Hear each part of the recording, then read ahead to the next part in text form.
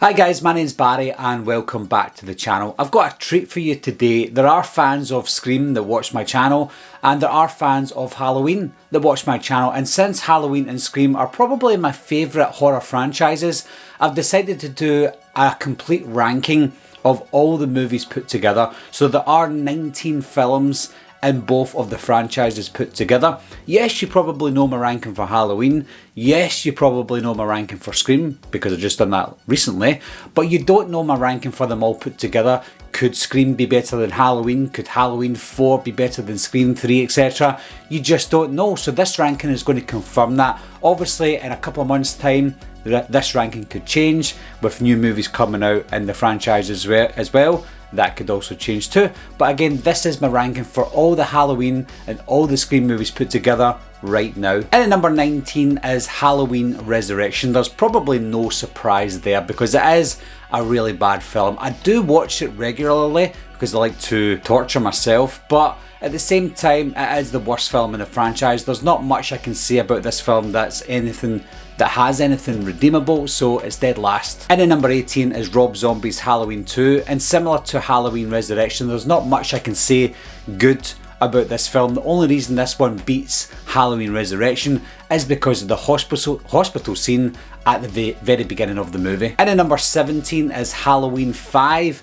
Again, very similar to the previous two films on this ranking, as there's not much that I can say that's redeemable about this movie. Yes, Donald Pleasence is in it, maybe that's something that helps, and Danielle Harris is in it as well for Jamie Lloyd. There's a couple of creepy scenes in the film, and overall it's not the worst film in the franchise. It's not a terrible film, it's just okay at times, but it is one of the worst ones in this entire franchise listing. And at number 16 is Halloween, The Curse of Michael Myers. Yes, it's aesthetically pleasing, it does feel like Halloween in this movie. Michael Myers is more brutal, but the one thing, and I always say this, that ruins this film and possibly almost ruined the entire franchise was the curse storyline, the thorn storyline. That's what took me out of this film. If they didn't have that in it one bit, then I would have liked it better. And I think that's why I don't like the producer's cut even more. I think that's even worse than the theatrical cut because they go really deep into the Thorn curse cult. And at number 15 is Scream 6, and the first Scream movie on this listing.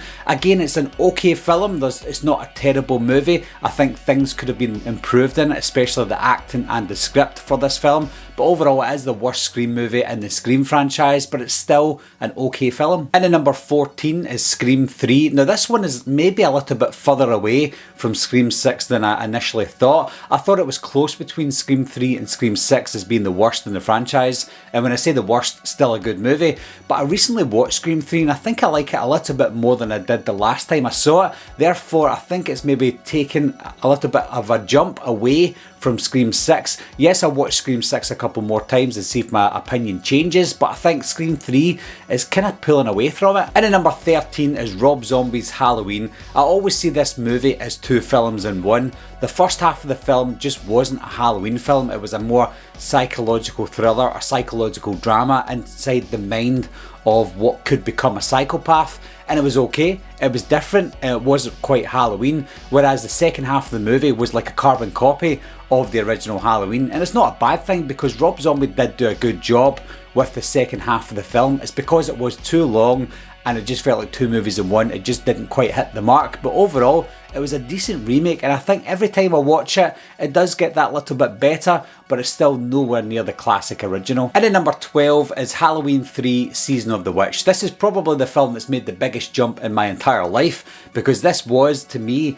the worst film ever made at some point because it had no Michael Myers. I thought, what are we watching here? It's terrible. But obviously, if you respect it for what it is and you accept that Michael Myers is not in the movie, watch it as Season of the Witch and not Halloween 3 Season of the Witch. I'm sure everyone would enjoy it more, especially if they're watching it for the first time. But because I did watch it for that first time, I've still got that bit of icky feeling about it because it doesn't have Michael Myers and I felt like it cheated me back in the day. I've still got a little bit of an issue with it, but at the same time, watching it on its own, it's a great film. It's a great anthology style movie, and I hope we see more of that in the future, whether it be in Halloween franchise or something else, something like Scary Stories to Tell in the Dark, or Are You Afraid of the Dark, or Goosebumps. It's that kind of storyline storyline, and it's great. In at number 11, and just missing out on the top 10, is Scream 4. Again, this is a film that I watched recently over and over again, and I watched it recently last week, and I do like it way more than I did the last time I saw it, and I only saw it a year ago in the lead up to Scream 5, and then watching it in the lead up to Scream 6, and even after watching it after Scream 6, I thought it was a really good film, and it's one of these films in the Scream franchise that's probably the hardest to determine who the killers were, and if you find it a hard job to determine who the killers were and you get a surprise at the end of it, then the film's doing something right. And at number 10 is Halloween Ends. I know people have got an issue with this film, I still don't know why. Well, I do know why, because it's not a Michael Myers movie, but I don't know why they think it's the worst film ever made or one of the worst films in the Halloween franchise. It's clearly not that. The cinematography's great, the acting's great, Rohan Campbell's portrayal as Corey is fantastic. Michael Myers is a bit of a bummer in it because he's hardly in the movie and he only appears at the end, and even the end of the film, it was quite lukewarm for a end of a trilogy. So I think it has got its issues, but for a movie that's got a character driven story, I think it's really good. So it's very underrated at this moment in time. I think just like Season of the Witch, Halloween Ends will get better with age, not just for me but for a lot of people who really hate it at the moment, but I don't hate it. I think it's a really good film. And then number 9 is Halloween Kills, and when I watch the movies back to back, I feel like if they could just condense Halloween Kills and Halloween Ends together on the same night, it would have been a lot better, because I think what's missing from Halloween Kills is that character driven aspect, and what's missing from Halloween Ends is that Michael Myers aspect. So if you merge two of them together, then you would probably get the perfect Halloween film. Not the perfect, but a really good Halloween film. But everything that was missing from Halloween Ends is included in Halloween Kills. And if I had to decide, what do I want? Do I want character driven stories that don't have Michael, or do I want to see Michael Myers? And the answer would honestly be, I want to see more Michael Myers. So that's why Halloween Kills is slightly better than Halloween Ends. And then number 8 is Scream 5, or Scream from 2022. And this is the one film in the Scream franchise that I've watched recently and thought I didn't like it as much as I did before. It's still a superior film to half the films in the franchise, but there's just something missing from Scream 5 that maybe I didn't notice before, but at the same time it is number 8 on this list, so it has to be doing something right.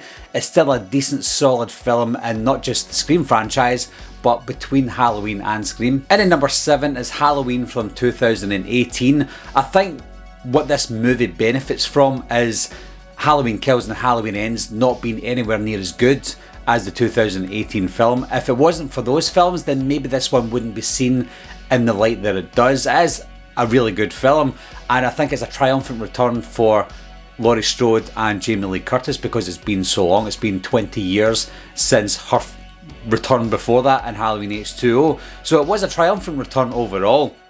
And for a film that was made 40 years after the original, it still has something to offer. It still had a fresh take on the franchise. Yes, in hindsight, I would have preferred them to be brother and sister because of what happened in Kills and Ends. But at the same time, if you look at this film as a one-off movie, a one-off sequel to Halloween 1, it's a really good counterpart. And then number 6 is Scream 2. And I think Scream 2 has the sequels to thank for how good this movie really is. I think it took sequels for Scream films for me to really appreciate Scream 2. For example, for the sequels that came after Scream 2, that tried to mimic the craziness of Mickey, it made me appreciate the craziness of Mickey more.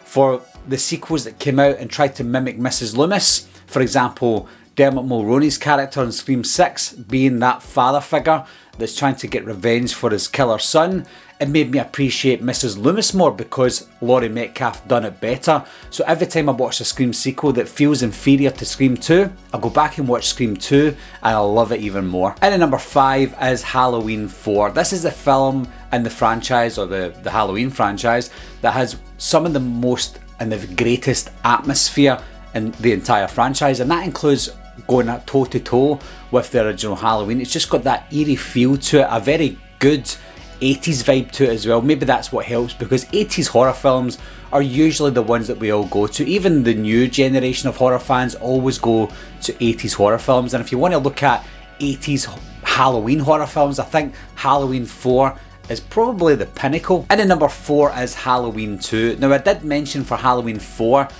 that was the pinnacle of horror films, or the pinnacle of Halloween films in the 80s. And although Halloween 2 came out in the 80s, it came out in 1981, it still felt like a 70s movie, and that's because it is a direct sequel to Halloween 1, and it's set on the same night in 1978 as Halloween 1. So when you watch Halloween 2, although it is an 80s movie, it's still got the 70s vibe to it, and that's a positive because it's supposed to be set on the same night as Halloween 1, so it does everything right, and that it doesn't feel like an 80s movie, it feels like a 70s movie. And for a film that has to try and live up to the original, it was a hard task, and I think Halloween 2 lived up to the task. Obviously it's nowhere near as good as the original movie, but it still stands the test of time. It's over 40 years old now, and it's still a really good Halloween movie. And at number 3 is Halloween H2O.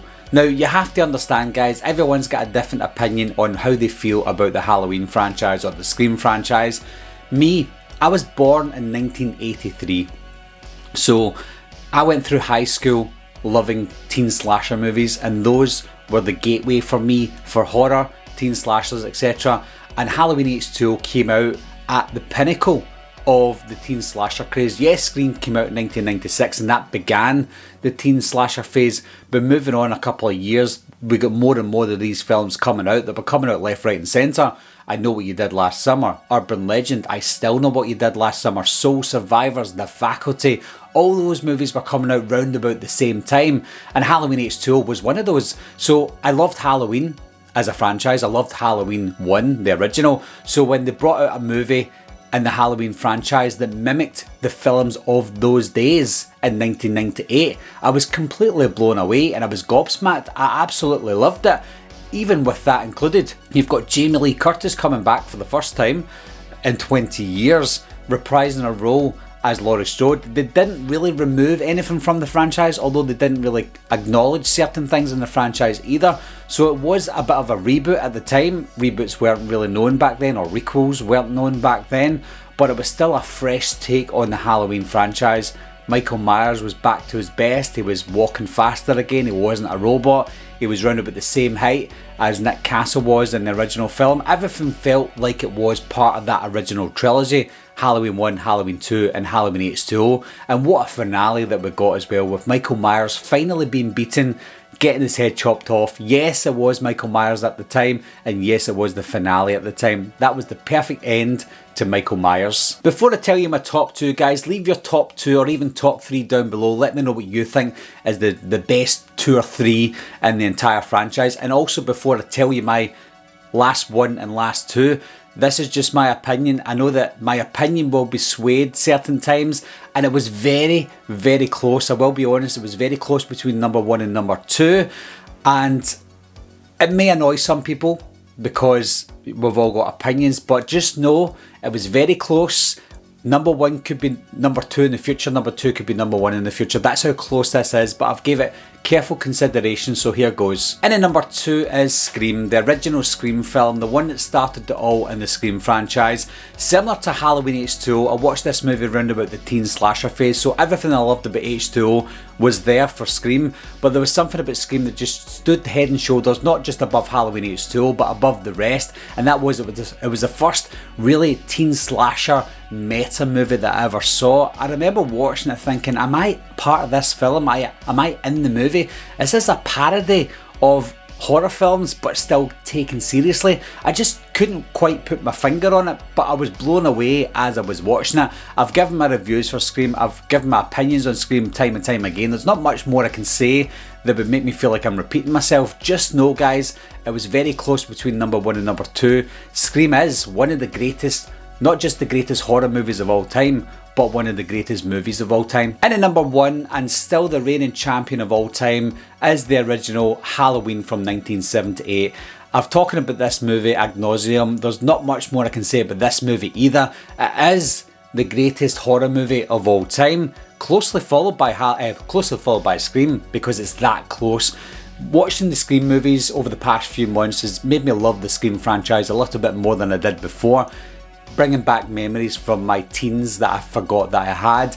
And when I watch Halloween, it's similar to that, only it takes me back further. Not only does it remind me of my teens, because I did watch Halloween all the time in my teens, but watching it as the gateway to horror watching it as a child, it just brings back all those memories. Yes, nostalgia takes a toll. It makes decisions for you and myself and any ranking that we all do. But not only that, nostalgia aside, looking at Halloween as a film, from a film critic's point of view, it's amazing.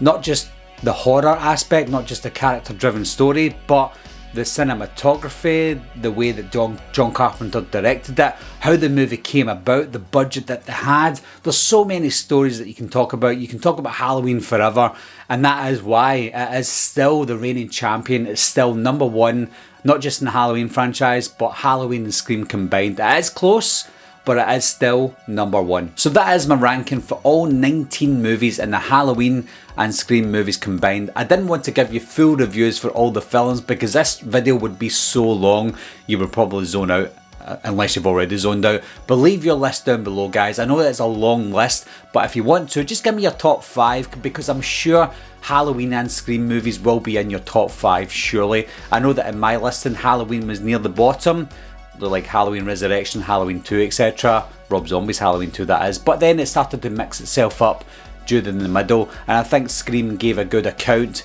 near the end of the list anyway. But leave your comments down below, guys. Let me know what you think, and I'll talk to you soon. Bye bye. I'll be right back. What are you waiting for, huh? Coming to get you, Barbara. Ever played in the cat? Someone's in